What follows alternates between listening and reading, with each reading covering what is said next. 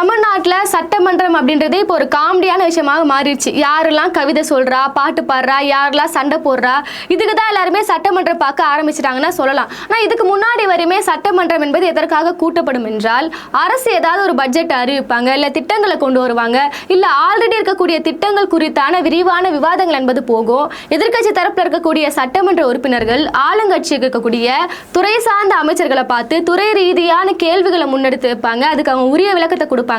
இதுதான் இதுவரையுமே சட்டமன்றம் கூட்டப்படுவதன் நோக்கமாக இருந்துச்சு. ஆனா இப்பெல்லாம் சட்டமன்றத்தில் தொடர்ந்து விஜய் அவர்களை ப்ரொமோட் பண்ணக்கூடிய வேலைகள் தான் தொடர்ந்து நடந்துட்டே வருது. ஸோ இதே மாதிரி தான் ப்ரொமோட் பண்றக்கூடிய வகையில் ஆதவர்ஜன் அவர்கள் என்ன பேசியிருந்தாருன்னா, இப்போ இந்தியாவிற்கான ஒரு தலைவர் முதலமைச்சர் விஜய் அவர்கள், இப்போ இந்தியாவே ஆட்சி செய்யணும்னா, இந்தியாவே ஆளணும்னா தமிழ்நாட்டில் இருக்கக்கூடிய ஒரு தலைவர் போகணும், அந்த ஒரே தலைவர் எங்க முதலமைச்சர் விஜய் அவர்கள் மட்டும்தான்ற மாதிரி உட்கார்றாரு. சரி, இவர் ஏதோ பரவாயில்லப்பா, இந்த மரியாதைக்குரிய வணக்கத்துக்குரியன்ற மாதிரி ஏதோ ஒரு போட்டுதெல்லாம் கொடுக்குறாருன்ற மாதிரி நம்ம ஏத்துக்கிட்டோம். இன்னொருத்தர் தாவே கலக்கக்கூடிய கில்லி சரத் இருக்கார்ல எம்எல்ஏ, அவர் என்ன பண்றாருன்னா, நீங்க இப்படி புகழ்ந்துட்டீங்களா, நான் இன்னும் கொஞ்சம் கேட்சியா சொல்றேன், இப்போ ஜென்சி கிட்ஸ்க்குலாம் புரியுற மாதிரி சொல்றேன்ட்டு அவர் ஒரு கட்டத்துக்கு மேல என்ன சொல்லிட்டாருன்னா, ஏஎம்பிஎம் பார்க்காமல் உழைக்கின்ற எங்க சிஎம் அவர்கள் தான் அடுத்த பிஎம். எப்படி இவர் ஏஎம்பிஎம் பார்க்காம உழைக்கிறாராம், இவர் தான் அடுத்த பிஎம் என்ற மாதிரி கில்லி சரத் அவர்கள் சட்டமன்றத்தில் பேசுறாரு. இதெல்லாம் அவை குறிப்பிலிருந்தே நீக்கப்பட வேண்டிய ஒரு காமெடிகள். ஆனா சபாநாயகர் அவர்களாலே இதெல்லாம் ரசிக்கப்படுது. ஸோ இவ்வளவு விஷயங்கள் வந்து இங்க தமிழ்நாட்டில் இவங்க ஆட்சி பிடிச்சதை அவர்களாலே நம்ப முடியல. முதலமைச்சர் விஜய் அவர்களே 2 தொகுதியில நின்னாரு, அவருக்கே வெற்றி பெறுவோமா மாட்டோமான்ற மாதிரி எதுக்கோ எதனா ஒரு தொகுதியில் நம்ம வந்து தோத்துட்டா நான் என்ன பண்றது, 2 தொகுதியை சூஸ் பண்ணி அவர் நிற்கிறாரு. அப்போ இவங்களுக்கே பார்த்தோம்னா, இப்போ ஒரு தொகுதியில வெற்றி பெறுவதை தாண்டி ஆட்சி அமைத்தது முதலமைச்சரானதே இன்னும் அவங்களால நம்ப முடியல. இப்படி இருக்கக்கூடிய சூழ்நிலையில இவங்க பிஎம் ஆகிறதுக்கே ஆசைப்படுறாங்களா? இப்போ இவங்க அடுத்த கட்ட இலக்கு என்பது பிஎம் நோக்கி போயிட்டு இருக்கா? அப்போ முதலமைச்சர் விஜய் அவர்களுக்கோ தாவே கவர்னர் அந்த அமைச்சர்களுக்கோ அடுத்த பிஎம் வந்து நம்ம முதலமைச்சர் விஜய் அவர்கள் தான் அப்படின்ற கனவை நோக்கி போறாங்களோன்ற சந்தேகம் தான் நம்மளுக்கு வந்துச்சு. ஆனா இது வந்து கனவு மட்டும் கிடையாது.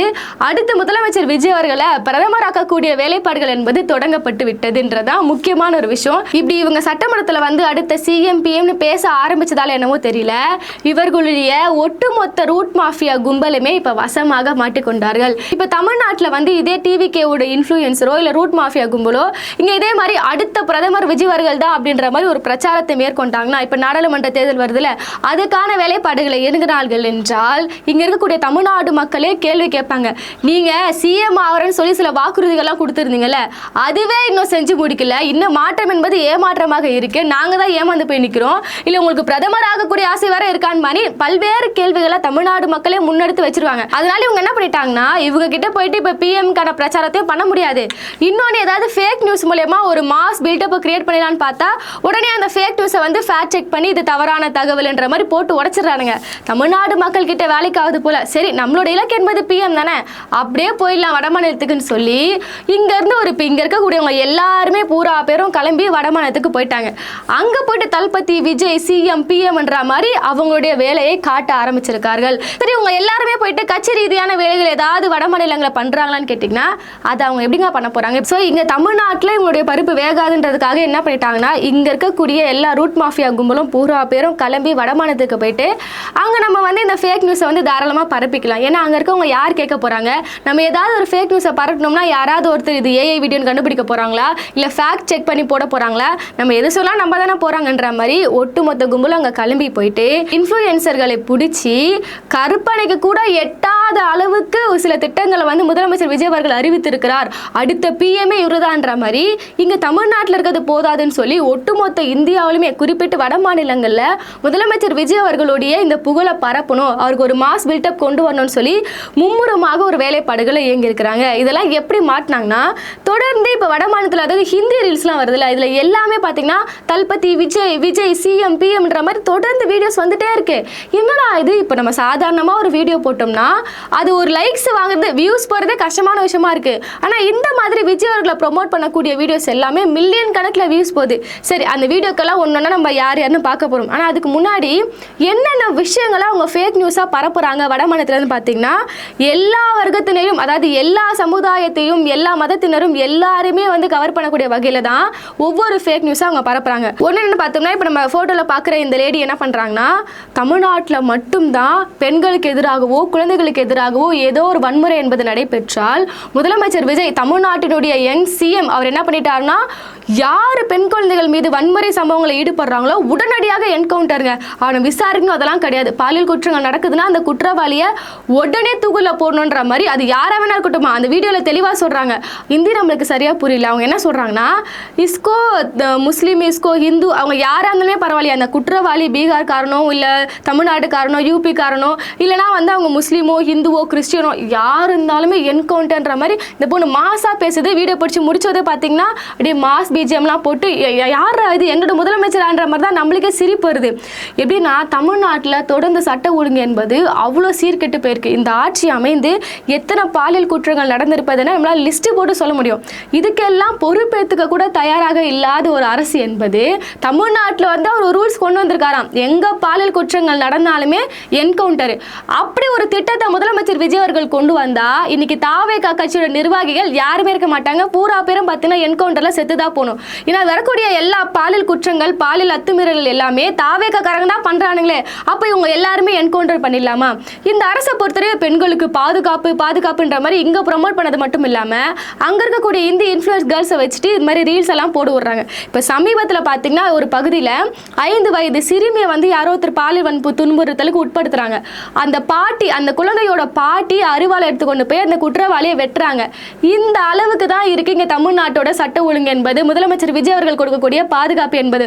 பாட்டி அம்மாவால ஒரு அருவாளை கொண்டு போயிட்டு குற்றவாளியை கண்டுபிடிச்சி அவரை தண்டிக்க முடியுதுன்னா காவல்துறை என்ன பண்ணுது? இங்க எந்த அளவுக்கு காவல்துறையோட சிஸ்டம் என்பது இருக்குன்னு நம்மளால புரிஞ்சுக்க முடியுது. இப்ப இன்ஃப்ளூயன்சர் டைப்ல நம்ம வந்தோம்னா கொஞ்ச நாளைக்கு முன்னாடி ஒரு சிறுமியை மிட்டாய் கொண்டு போயிட்டு ஒரு பாலியல் வன்கொடுமைக்கு உட்படுத்தி அவ ஒரு மோசமான ஒரு சம்பவம் நடக்குது.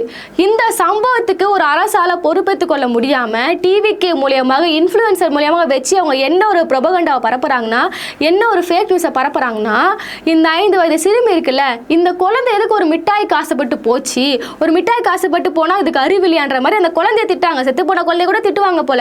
மறுபுறம் என்ன சொல்றாங்கன்னா, அந்த குற்றவாளிக்கும் இப்போ கொலை செஞ்சாங்கல்ல அந்த குற்றவாளி பாலியல் வன்கொடுமை படுத்தினால அந்த குற்றவாளி அப்ப பாதிக்கப்பட்ட சிறுமியோட அம்மாக்கும் இவனுக்கும் தொடர்பு இருக்குன்ற மாதிரி இன்ஃப்ளூயன்ஸ்களை வச்சு இல்ல பக்கத்து வீட்டுக்காரங்கன்னு சொல்லி வீடியோஸ்களை பரப்பி விட்டுட்டு இப்படி ஒரு பாலியல் குற்றங்கள் நடக்குதுன்னா அது எங்க அண்ணாவை நீங்க கேள்வி கேட்காதீங்க, தாவேகா அரசை நோக்கி கேள்வி கேட்காதீங்க. பாதிக்கப்பட்ட சிறுமி மேல தப்பு, பாதிக்கப்பட்ட சிறுமியோட அம்மா களத்தொடர்புல இருந்தாங்கன்ற மாதிரி கேவலமான ஒரு அரசியலை தான் தாவேகா அரசு பண்ணிட்டு வராங்க. தமிழ்நாட்டிலே உங்களுடைய சட்ட ஒழுங்கு பெண்கள் பாதுகாப்பு என்ன லட்சணத்துல இருக்கு நம்மளுக்கு தெரியும். இங்க பேச முடியாம வடமாநிலத்துல போயிட்டு யாராவது ஒருத்தர் பாலியல் வன்கொடுமையில ஈடுபட்டா அவருக்கு என்கவுண்டரா. இதெல்லாம் வந்து இதுக்கு எவ்வளவு லைக்ஸ் போயிருக்குன்னு பாத்தீங்கன்னா வியூஸ் போதும் கோடி கணக்கில் பிச்சுட்டு போகுது. லைக்ஸ் மட்டுமே 1 மில்லியன் கிட்ட போயிருக்கு. இந்த ஃபர்ஸ்ட் ஃபேக் நியூஸை நம்மளால பொறுத்துக்க முடியல. யாரா நீங்களா இதுக்கு லைக்ஸ் வர போறீங்களான்ற அளவுக்கு இருக்கு. இன்னொரு ஃபேக் நியூஸ் என்னன்னு பாத்தீங்கன்னா, இப்போ பிரைவேட் ஸ்கூல்ல டீச்சர்ஸ் இருக்கிறாங்களே அவங்களுக்கு கவர்மெண்ட் ஸ்கூல்ல வேலை செய்யக்கூடிய டீச்சர்ஸ் அளவுக்கு சம்பளத்தை கொடுக்கணும்னு சொல்லி ஒரு ஆர்டர் போட்டிருக்காராம். அடுத்து என்னன்னு பார்த்தோம்னா, பிரைவேட் ஹாஸ்பிட்டல்ல யாராவது ஒருத்தர் சிகிச்சை பலனின்றி உயிரிழந்து விட்டால் அவர்களுடைய மொத்த செலவை அரசே ஏற்கும்னு சொல்லி தமிழ்நாட்டில் இவர் ஒரு சட்டத்தை கொண்டு வந்திருக்கதால இன்னொரு நியூஸ் வந்து அவங்க பரப்புறாங்க. இந்த அரசு ஏற்கும் அதெல்லாம் பார்க்கும்போது அப்படின்னா பிரைவேட் ஹாஸ்பிட்டல்ல யாராவது ஒருத்தர் இறந்து போனா அதுக்கான செலவை எப்படிங்க ஒரு அரசு ஏற்றுக்கும்? இந்த ஒரு அடிப்படை அறிவு கூட இல்லாம எவனோ ஒருத்தன் காசு கொடுத்து இந்த மாதிரி ரீல்ஸ் போடுன்னு சொல்றாங்க வச்சுக்கோங்களேன். ரீல்ஸ் போடுறவங்களுக்கு பார்த்து எல்லாரும் படிச்ச மாதிரி தான் இருக்கிறாங்க. சிஸ்டம்லாம் வச்சுட்டு நல்லா ஒரு 4-2-3 டிகிரி படிச்ச மாதிரி தான் இருக்கிறாங்க, இன்ஜினியர் மாதிரி தான் இருக்கிறாங்க. இவனுங்க எப்படி பேசுறானுங்கன்னே புரியலையே. அதாவது பிரைவேட் ஹாஸ்பிட்டல்ல ஒருத்தர் இறந்துட்டாங்கன்னா அவர்களுடைய செலவை அரசு ஏற்றுக்குமா? இப்போ நீ இந்த ஃபேக் நியூஸே நீங்க நியாயமா பறக்கணும் கூட வச்சுக்கோங்களேன்.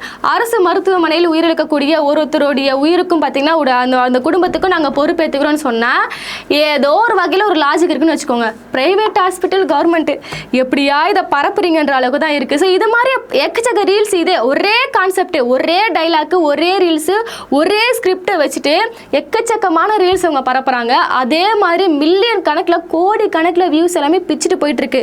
இதோட இன்னொரு விஷயம் பார்த்தீங்கன்னா இப்படி ஒரு தரப்புலையும் வந்து கவர் பண்றாங்கன்னு சொன்னல. இப்போ பெண்கள் ஓட்டு சிம்பத்தி கிரியேட் பண்ணியாச்சா. அடுத்து என்னன்னு பார்த்தீங்கன்னா வட மாநிலங்கள்னாலே அங்கே வந்து ஒரு இந்துஸோட ஓட்டை கவர் பண்ணதுக்கு தான் அனைத்து கட்சிகளும் வந்து அதுக்கான மும்முரமாக இயங்குவாங்க. இவங்க என்ன பண்றாங்கன்னா ஹிந்துஸோட ஓட்டை நம்ம கவர் பண்ணுன்ற வகையில் இவர் என்ன அறிவிச்சிருக்காருன்னா தமிழ்நாட்டில் இருக்கக்கூடிய கோவிலில் இருக்கக்கூடிய எல்லா உண்டியல்களையும் ரிமூவ் பண்ண சொல்லிட்டு அந்த உண்டியலை கொண்டு போயிட்டு ஸ்கூல்ஸ்ல வைங்க ஹாஸ்பிட்டல்ல வைங்கன்னு சொன்னாராம். அப்போ இங்க கோவிலுக்கு எதுக்கு எல்லாருமே தேவையில்லாம போயிட்டு நீங்க இந்த மாதிரி காணிக்கையெல்லாம் செலுத்துறீங்க, அந்த காசை கொண்டு போயிட்டு ஸ்கூல்ஸ்ல வைங்கப்பா இல்லைன்னா ஹாஸ்பிட்டல்ல வைங்கப்பா, 4 பேர் நல்லா இருப்பாங்க, 4 குழந்தை நல்லா படிக்கும்ன்ற அளவுக்கு இந்த அளவுக்கு முதலமைச்சர் அவர்கள் சிந்திக்கிறாருன்னு சொல்லி இப்படி ஒரு விஷயத்த பண்றாங்க. சொல்கிறாங்க. ஆனால் தமிழ்நாடு லட்சணம் என்ன நம்மளுக்கு தான் தெரியும். இங்கே என்ன சொல்கிறாங்கன்னா, இதுக்கு முன்னாடி காலகட்டத்துக்கு வரையுமே கோவில்லேருந்து வரக்கூடிய அறநிலையத்துறையிலேருந்து வரக்கூடிய நிதிகளை கொண்டு வந்து இங்கே இருக்கக்கூடிய ஸ்கூல்ஸ்க்கோ ஹாஸ்பிட்டல்ஸ்க்கோ கடந்த ஆட்சி காலத்தில் பண்ணிட்டு இருந்தாங்க. இந்த நடைமுறையை மாற்றி இவங்க என்ன பண்ணுறாங்கன்னா, கோவில் சொத்து கோவிலுக்கே, கோவிலில் யார் இருப்பா அவங்க மட்டும் பயனடைஞ்சா போதுன்ற மாதிரி இப்படி ஒரு ரூல்ஸை கொண்டு வந்துட்டாங்க. ஸோ இந்த மாதிரி இதில் ஒரு பொய். அடுத்த கட்ட ஒரு பொய் என்னன்னு பார்த்தீங்கன்னா, தமிழ்நாட்டில் அதாவது உச்சநீதிமன்றத்துக்கே போயிட்டு விஜய் அவர்கள் தீர்ப்பு வாங்கிட்டாங்களாம். பசுவதைக்கு தடை அப்படின்னு சொல்லி ஒரு தீர்ப்பை கொண்டு வந்துட்டாருன்னு சொல்கிறாங்க.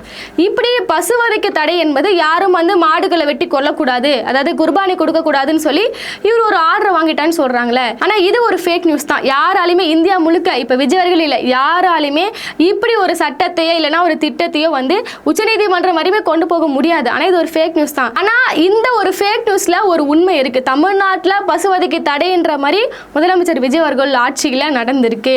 இப்போ பக்ரீத் பண்டிகைலாம் போச்சுல, இஸ்லாமியர்கள் அவர்களுடைய பண்டிகையின் அடிப்படையில், அவங்க மரபின் அடிப்படையில் ஆடு மாடுகளை வந்து அவங்க குர்பானி கொடுப்பாங்க. இதை வந்து நீங்கள் தடை செய்யணும், யாருமே குர்பானி கொடுக்கக்கூடாதுன்னு சொல்லி முதலமைச்சர் விஜய் அவர்கள் தலைமையில் இருக்கக்கூடிய காவல்துறை இங்கே இருக்கக்கூடிய முஸ்லீம் வீடுகளை கட்டி போட்டுக்கக்கூடிய மாடுகளை அவிழ்த்து கொண்டு அதை பறிமுதல் செஞ்சுட்டு போய் கொடுத்தாங்க. அதாவது யாருமே இங்கே வந்து மாட்டேச்சி கடை விற்கக்கூடாதுன்னு சொல்லி சென்னை திருவொற்றியூர் தாங்கல இப்படி ஒரு உத்தரவு போட்டு காவல்துறை அராஜகத்தில் ஈடுபட்டாங்க. ஸோ இவ்வளோ விஷயங்கள் நடக்குது. இப்போ இது ஒரு ஃபேக் நியூஸாகவே இருந்தாலுமே ஒரு சிஎம்மாக தமிழ்நாட்டில் ஒரு இடங்கள் என்னென்ன பண்ண முடியுமோ அதெல்லாம் பண்ணிட்டு தான் வராரு. ஒருவேளை பிஎம் ஆகுனா நீங்கள் நினைக்கிற மாதிரி இப்போ தமிழ்நாட்டில் பண்ண மாதிரி ஒட்டுமொத்த இந்தியாவிலும் இந்துத்துவவாதிகளை வந்து நான் சந்தோஷப்படுத்துறேன்னு சொல்லி பசுவதைக்கு தடைன்ற ஒரு சட்டத்தை கொண்டு வருவாரோ என்னவோ. இப்படிப்பட்ட ஒரு ஃபேக்கான ப்ரொபகண்டாவும் தொடர்ந்து அவங்க பண்ணிட்டு வராங்க. இப்படி ஹிந்துக்களை கவர் பண்ணியாச்சா, அடுத்ததா இஸ்லாமியர்களை கவர் பண்ணணும். ஏன்னா இப்போ பசுவதைக்கு தடை நம்ம சொல்லியாச்சு.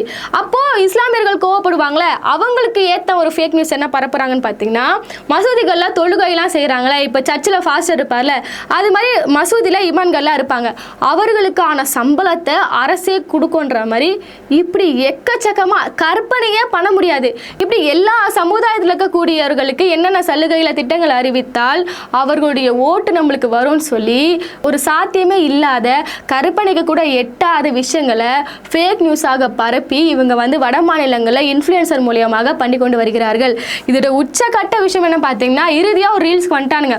நாங்கள் வந்து இந்த மாதிரி ரீல்ஸ் எல்லாம் போடுறது, இந்த மாதிரி ஹிந்தியில் பேசுறது, அது எல்லாமே தாண்டி ரெண்டே கொஸ்டின் தான். எல்லாருமே வந்து இன்ஃப்ளூயன்சர் கிட்ட போய் பொதுமக்கள் இப்போ தமிழ்நாட்டில் வந்து உங்களுக்கு வடை பிடிக்குமா பாயசம் பிடிக்குமான்ற மாதிரி இந்த 2 ஆப்ஷன்லாம் கேட்டு சில பைட்லாம் எடுப்பாங்களே, அது மாதிரி இவங்க வட மாநிலத்தில் போய் என்ன பண்ணுறாங்கன்னா, அடுத்த பிஎம் தளபதி விஜயா இல்லை மோடிஜியான்னு கேட்குறாங்க. அங்கே இருக்கக்கூடிய பூரா பேர் என்ன சொல்கிறாங்கன்னா, தளபதி விஜய்னு சொல்கிறாங்க. நம்மளுக்கு ஒன்றுமே புரியல. இப்போ தமிழ்நாட்டில் வந்து இப்படி கேட்டாலே நம்ம சிரிச்சுட்டு போயிடுவோம். அவர்களுக்கு விஜய் அவர்களை பற்றி என்ன தெரியும்? சினிமாவில் ஏதாவது ஒரு ஹிந்தி டப்டு ஃபிலிமால அவங்க பார்த்துருப்பாங்க. இதை கொண்டு இவங்க எப்படி அடுத்த பிஎம் தளபதின்னு சொல்கிறாங்க?